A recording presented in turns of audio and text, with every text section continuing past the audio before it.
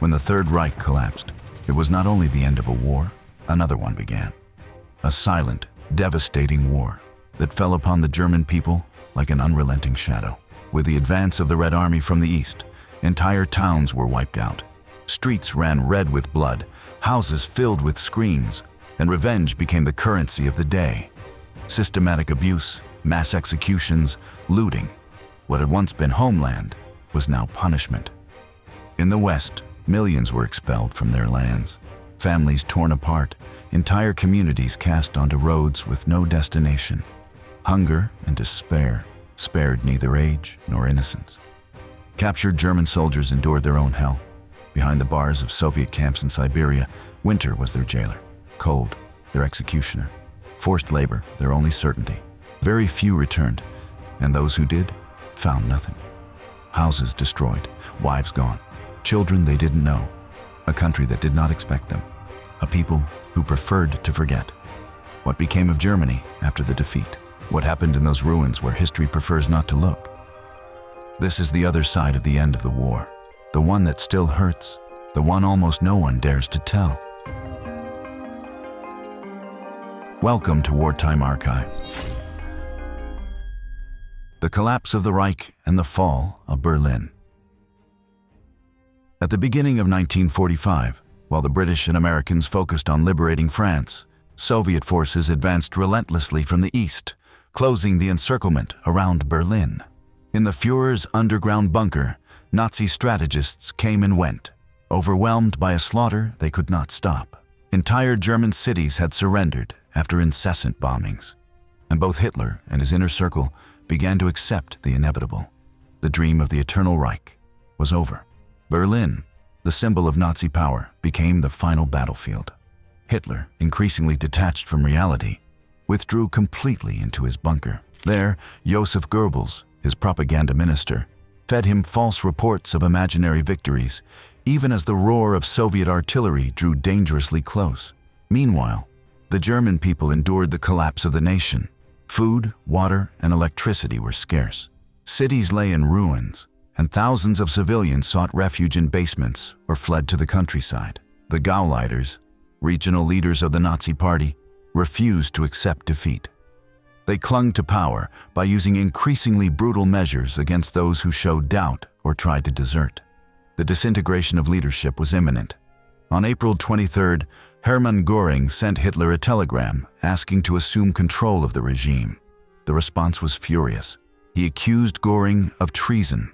Göring fled south, attempting to negotiate a separate surrender with the Allies. Meanwhile, Heinrich Himmler, leader of the dreaded SS, also tried to establish contact with the Western powers behind the Führer's back. He was captured and ended his life by biting into a poison capsule. In the early hours of April 29th, Hitler married Eva Braun in a brief ceremony. Shortly after, he dictated his political testament. The next day, April 30th, at 3:30 p.m., a loud detonation was heard in his bunker. SS troops found Hitler and Eva lifeless. Following his instructions, their bodies were burned to prevent the Allies from finding them, something that never truly happened.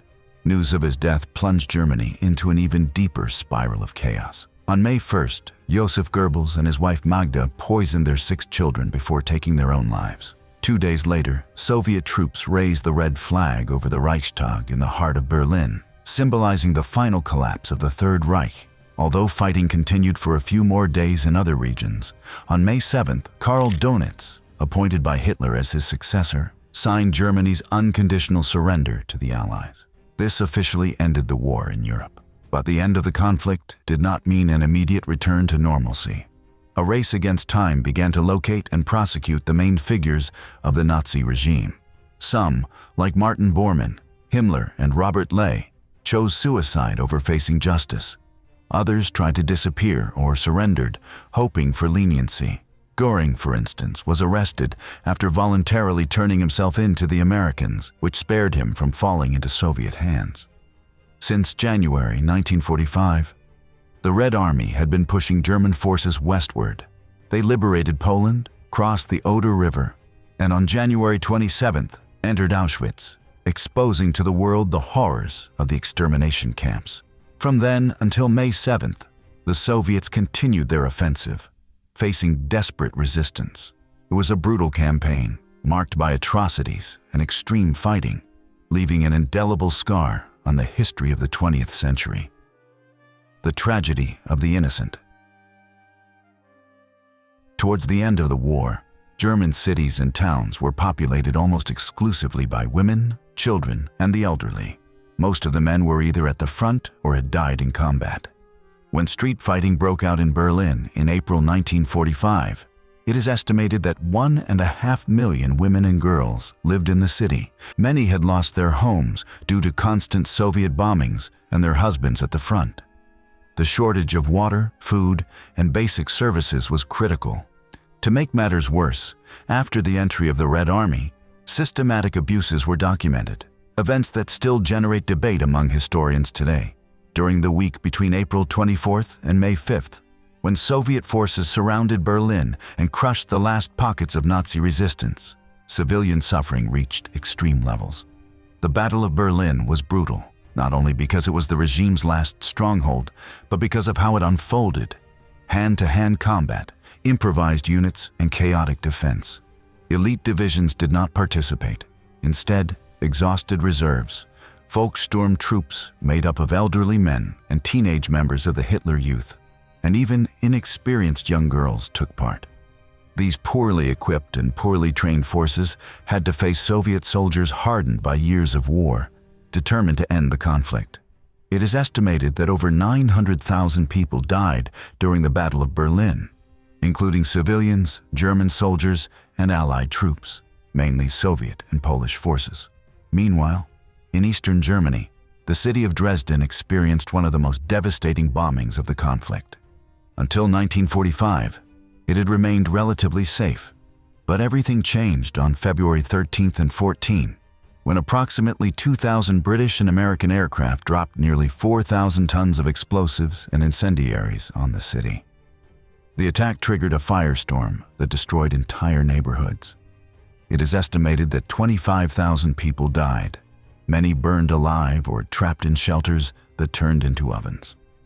Although the Allies justified the operation by claiming the presence of more than 100 factories supplying the front, the bombs destroyed much of the city center.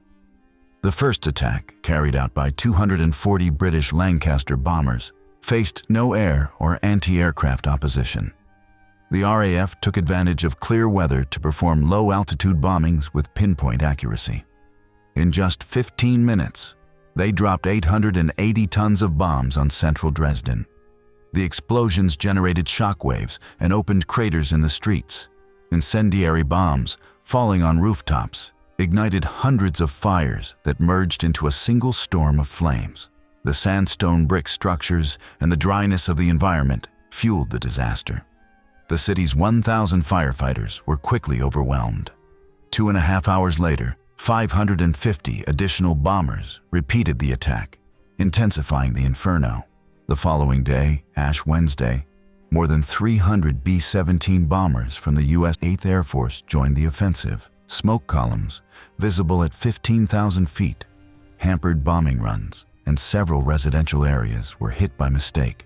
On February 15th, more than 200 B-17s attacked again, deviating from their original target due to poor weather. Dresden burned for weeks, reduced to a ghost city. But if Dresden was hell, the bombing of Hamburg was even more lethal. Between July and August 1943, Operation Gomorrah, named after the biblical city destroyed by fire, was carried out. Hamburg, full of shipyards and key factories, was a strategic target. On the night of July 23rd, the British dropped 2,300 tons of bombs in a single raid, a record at the time. They used high-powered explosives, 8,000-pound demolition bombs, combined with more than 350,000 incendiary bombs. The goal was clear: not only destroy structures, but provoke uncontrollable fires.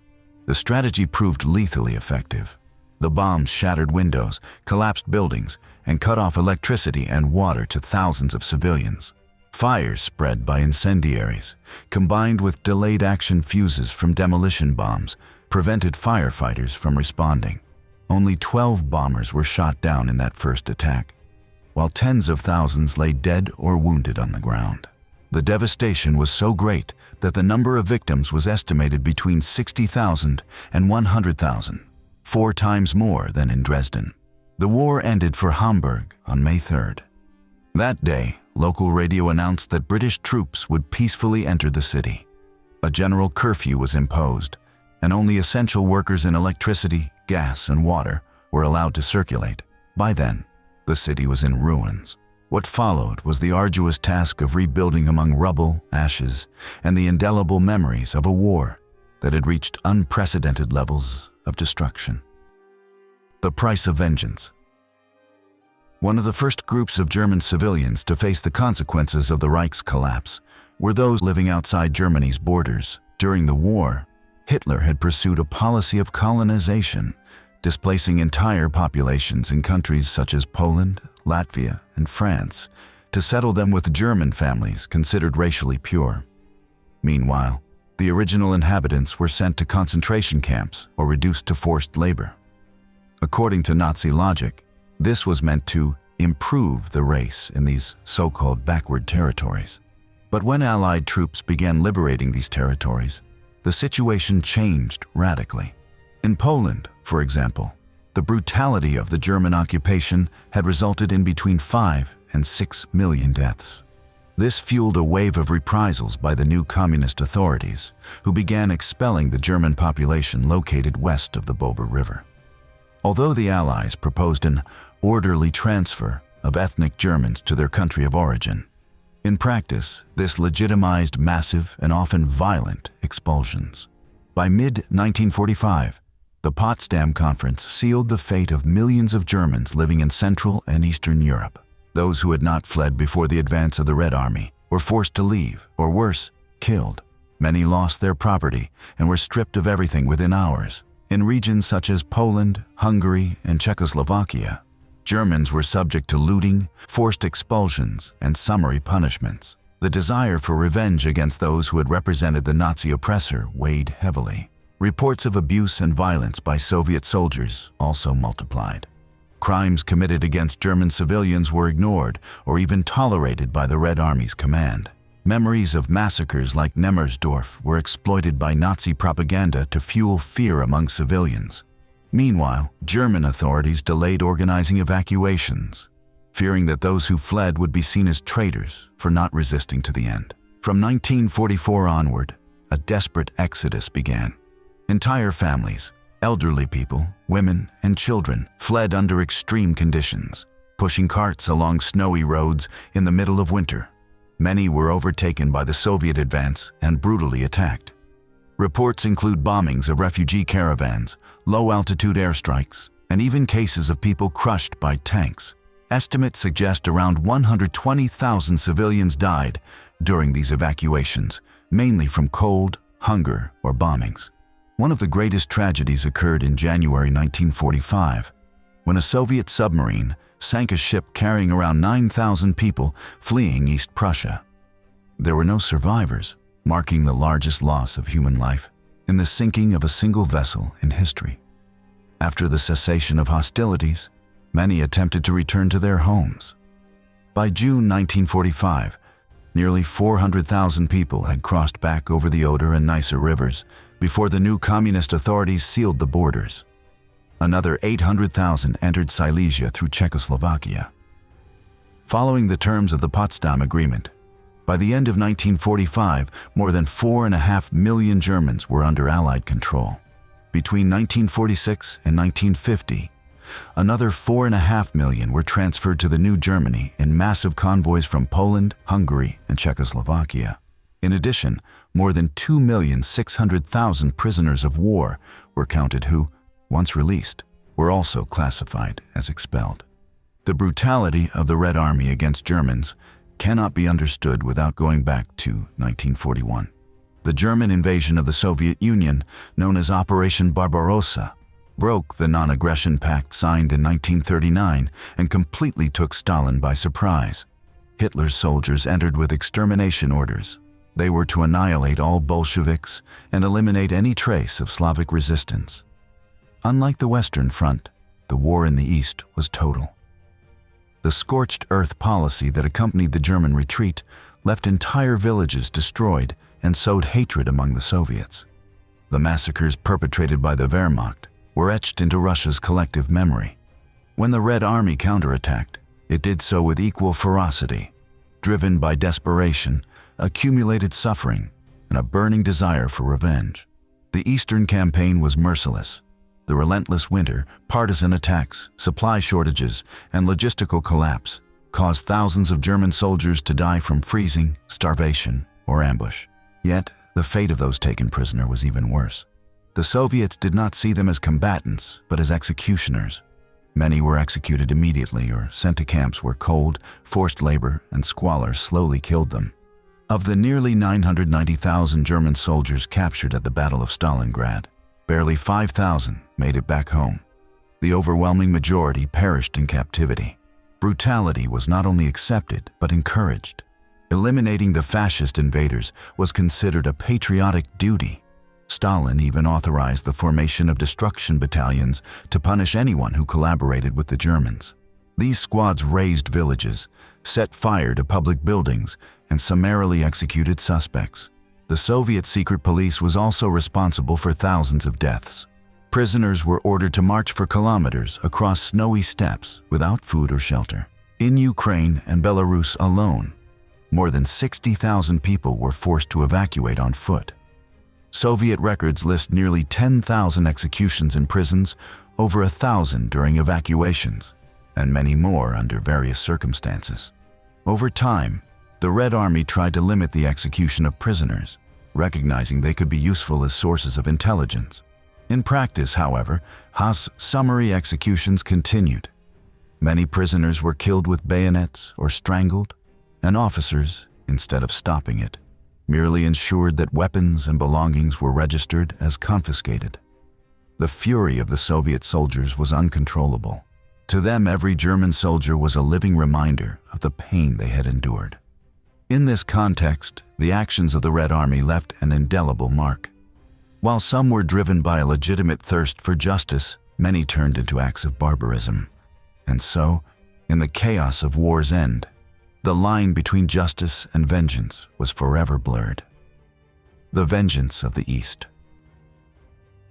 During Operation Barbarossa, the German invasion of the Soviet Union launched in 1941, Hitler issued explicit orders to his troops: eliminate all Bolsheviks and anyone who could be considered their ally or sympathizer.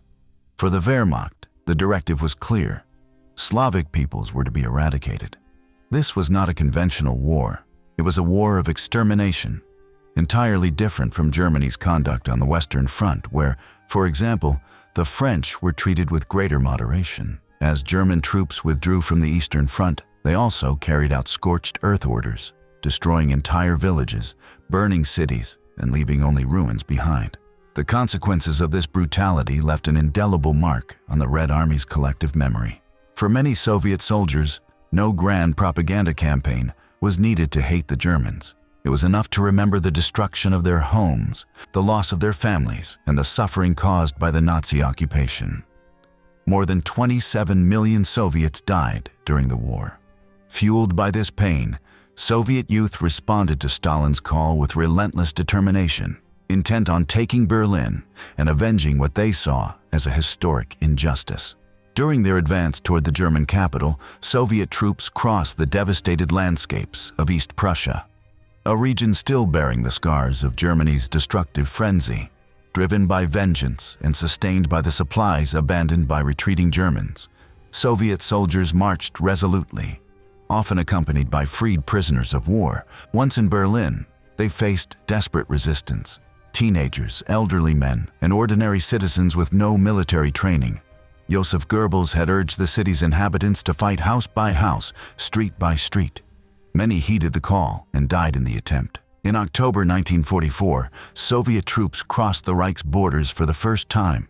On their advance, they found razed villages, massacred populations, and a constant trail of suffering. The hatred they felt was not only legitimate, but reinforced daily by Soviet propaganda. One of the most emblematic events was the Nemmersdorf massacre, where German soldiers who briefly retook the town found the bodies of murdered civilians, most of them elderly.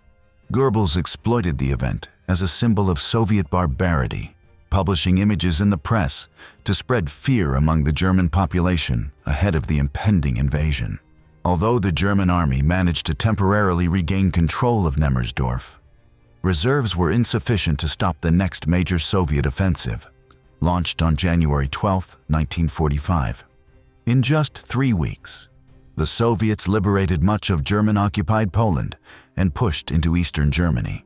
Violence escalated with their advance. What the German army and the SS had done on Soviet soil was now being repaid in full against the German civilian population. While the events in Nemmersdorf were heavily used by Nazi propaganda, it is also true that many such atrocities were documented by witnesses. In one particularly grim episode, Soviet soldiers killed 14 civilians sheltering in a bunker after ordering them out and opening fire. That same night, the Soviets withdrew, and when German forces retook the town, they discovered the scene. The act deepened the cycle of mutual hatred. In the early years of the war, the Soviet government had framed the conflict as a struggle between capitalists. But after Germany's invasion of the USSR, the narrative shifted radically. Germans became the ultimate enemy, and propaganda painted them as responsible for all misery. Examples such as the Siege of Leningrad or the Battle of Stalingrad were used to instill deep hatred.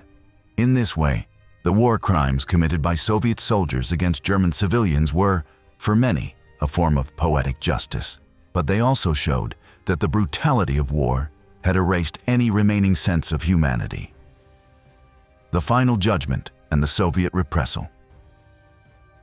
As Europe prepared for the post-war era, the Allied powers gathered in Yalta on Soviet territory. There, U.S. President Franklin D. Roosevelt, British Prime Minister Winston Churchill, and Soviet leader Joseph Stalin met to discuss the fate of the continent. It was clear that the world would never be the same after the most destructive conflict in history. Entire cities and nations needed to be rebuilt, governments reformed, and, of course, the question remained of how to punish those responsible for so much horror. While Stalin and Churchill supported the immediate execution of the Nazi leaders, Roosevelt, drawing on a proposal from General Eisenhower, advocated for a public and thorough trial that would expose to the entire world the atrocities committed. In the end, it was agreed to hold what would become known as the Nuremberg trials. Although Roosevelt died in April 1945, his successor, Harry Truman, appointed judges from the United States, the United Kingdom, France, and the Soviet Union to form the International Military Tribunal, at an IMT. The trials began on November 20, 1945, in the German city of Nuremberg. 4 main charges were presented: conspiracy to wage aggressive war, crimes against peace, war crimes, and crimes against humanity. Some of the accused, such as Hitler, Goebbels, and Himmler, had already committed suicide. Others were tried in absentia. Each Allied power appointed 2 judges and a team of prosecutors, and the trial was presided over by Lord Justice Geoffrey Lawrence. Simultaneous translation was provided in English, German, Russian, and French, and procedural rules were adapted from the legal systems of the participating countries. The Nuremberg trials marked a milestone in international criminal law. However, they also left unresolved questions. Trying only the most prominent leaders meant that many rank-and-file soldiers who had actively participated in the Holocaust would go unpunished. Furthermore, it reinforced the narrative that the German population had been manipulated, ignoring its widespread support for the Nazi regime. Stalin was unwilling to accept such a version, especially after the suffering endured by the Soviet Union. In the face of the devastation left by the war, Stalin declared that prisoners from enemy countries should be used as labor. As early as 1943 in Tehran, he had mentioned the need for millions of forced laborers. By 1944, that number had risen to 5 million. In December of that year, it was decreed that all German men between 17 and 45 and women between 18 and 30 would be transported to the USSR from liberated territories in southeastern Europe. By early 1945, more than 210,000 people had already been moved. With many more added to internment camps in Poland and Eastern Germany, before being sent into the Soviet interior. Some were sent to regions with strategic resources, such as the town of Yakimov, where they mined uranium for the fledgling Soviet nuclear industry. Initially, the plan was to hold them for 15 years, but between 1945 and 1949, the majority were released. Nevertheless, this was still a considerably longer period than that imposed by other powers. Those freed were mostly elderly, sick, or deemed unfit for labor. From June 1945 onward, all releases had to be approved by the Politburo and meet strict criteria. More than 225,000 German and Austrian soldiers had already been recorded as interned in camps and hospitals. However, officers were excluded from this measure and were required to remain in captivity. By August, around 78,500 prisoners had been identified as candidates for release, among them 412,000 Germans. Still, many others remained detained, whether due to political suspicions or simple economic usefulness. The Ministry of Development, headed by Sergei Krugulov, proposed repatriating 150,000 men incapable of working and improving the rations of the rest to boost productivity. Life in the Soviet camps was harsh. Malnutrition, dysentery, and shortages affected both prisoners and the civilian population. German accounts describe desperate acts, voluntary amputations, ingestion of salt to provoke edema, even cases of self-induced blindness to appear disabled. Most of these attempts sought only one thing: repatriation. Some succeeded, others died trying. In these camps, time seemed frozen between hunger, disease, and hopelessness. Thus, while the world sought to judge the past, thousands of German prisoners faced a silent and prolonged punishment, hidden behind the Iron Curtain of Soviet reconstruction. The tragedy of Demmin and the suicide epidemic. As the Red Army advanced unstoppably through German territory, Adolf Hitler, through his propaganda minister Joseph Goebbels, sent a blunt message to the population: resist to the end. Do not surrender. Do not retreat. Every citizen was to become a wall against the Soviet invader, even if it meant dying in the attempt.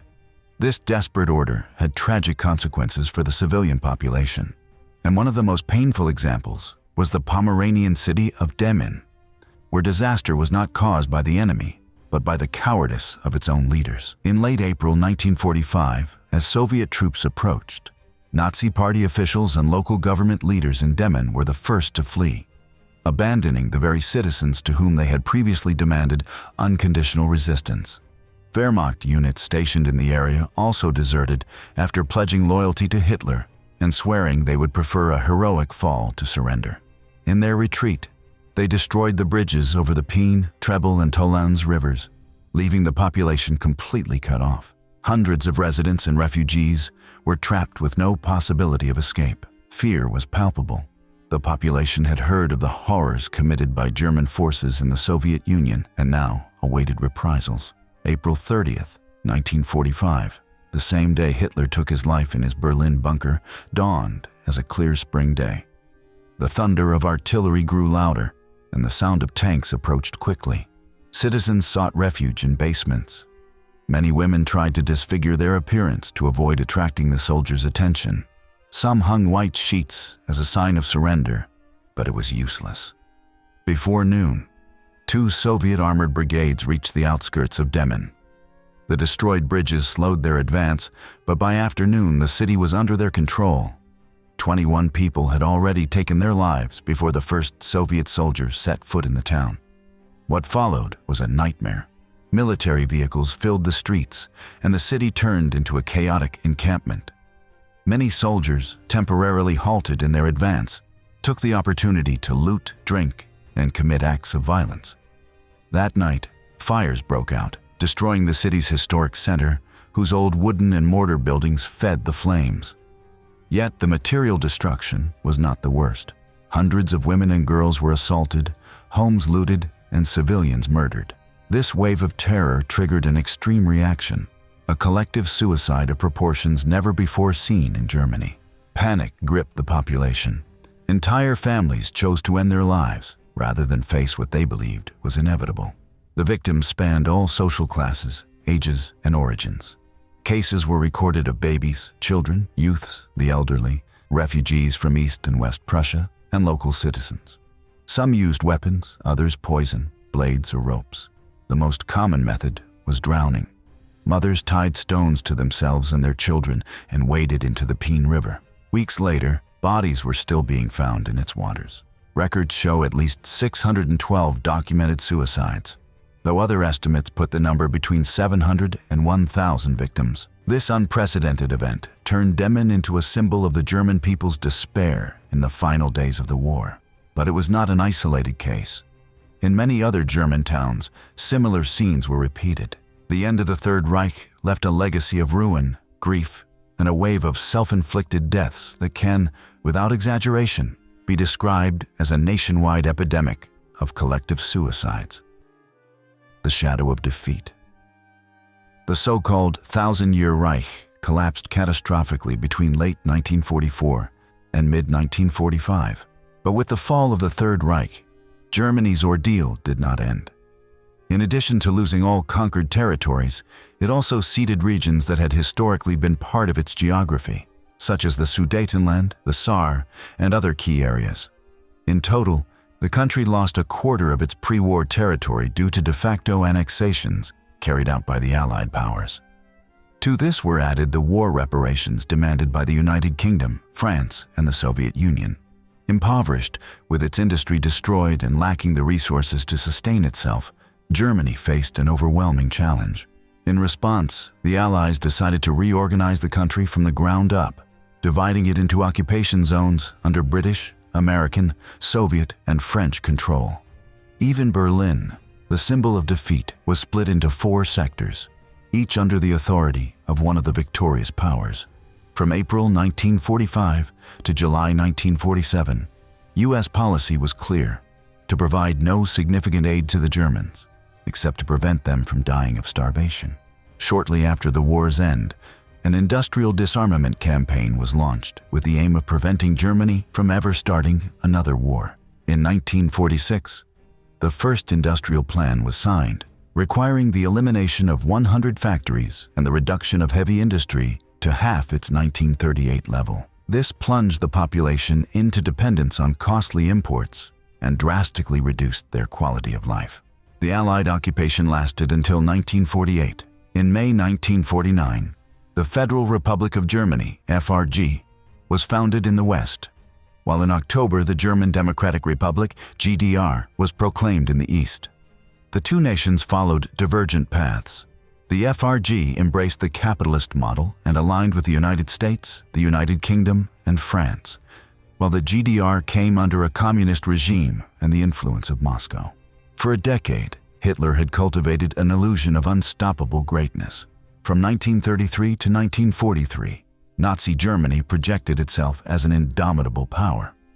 Citizens enjoyed luxuries once unthinkable, thanks to the plunder of the Jews and the nations it conquered: travel, automobiles, household appliances, and a constant stream of propaganda assuring them they were superior to the rest of the world. But in 1945, it all came crashing down. The defeat was total, and with it began an unprecedented period of suffering for millions of Germans. Many, unable to face what lay ahead, chose to take their own lives. Others became direct witnesses to the same abuses their government had inflicted on so many during the war. Destroyed homes, separated families, forced displacement, hunger, disease, and abandonment marked the daily lives of a people who had lost everything. Cities reduced to rubble, streets filled with orphans and beggars, and indelible memories of horror were the only legacy the Nazi regime left behind after its fall. Between 1933 and 1945, Germany had been ruled by a machinery of destruction that, in the end, offered nothing but ruin to those it had promised glory.